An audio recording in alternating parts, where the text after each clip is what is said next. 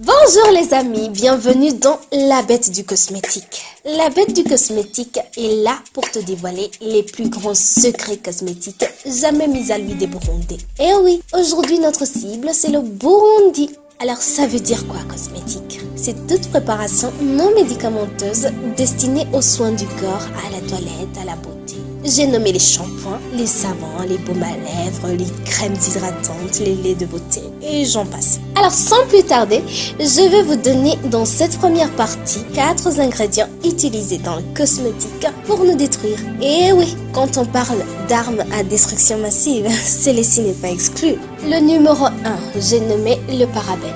Connu sous le nom de éthylparabène, propylparabène, méthylparabène, butylparabène et j'en passe, parabène, il est utilisé comme conservateur dans plusieurs produits de l'industrie cosmétique. Mais sachez bien que c'est un perturbateur endocrinien et qu'il peut nuire à la santé reproductive de l'homme. Autrement dit, vous rendre stérile.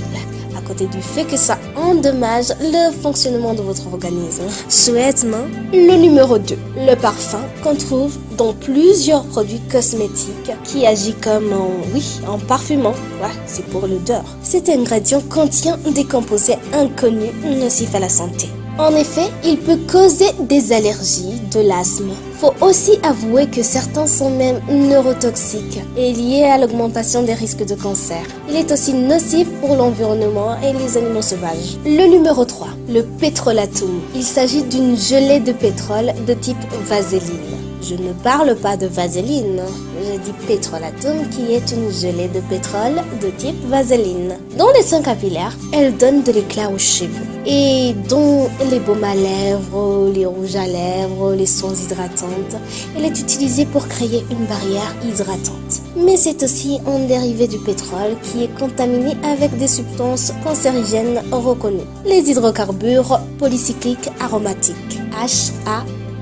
Et enfin, nous avons le PEG. Numéro 4, alors le PEG dit polyéthylène glycol qui est utilisé comme épaississant dans de nombreux produits cosmétiques, lesquels par exemple les savons liquides, les crèmes hydratantes, les shampoings, j'en passe. Le problème, c'est qu'il contient un cancérigène connu, le 1,4-dioxane.